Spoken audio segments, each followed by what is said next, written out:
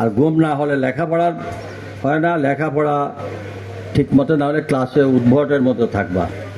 কাজে তোমাদের জন্য ঘুমের প্রয়োজন, ছেলে মেয়ে সবার জন্যই।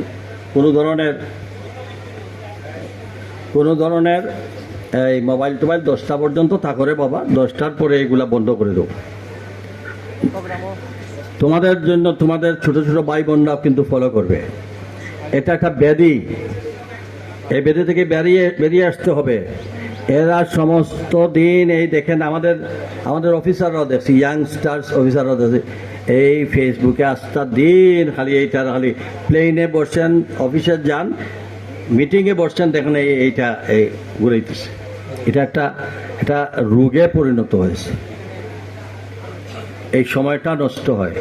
আল্লাহর রাস্তে এদিক থেকে সরে কাজে মনোযোগী হন। আমার দুঃখ লাগে, সিলেট পলিটেকনিক্যাল ইনস্টিটিউট অনেক প্রাচীনতম এক প্রতিষ্ঠান, কিন্তু আমার মনে হয় এখানের অভিভাবকহীন অবস্থা।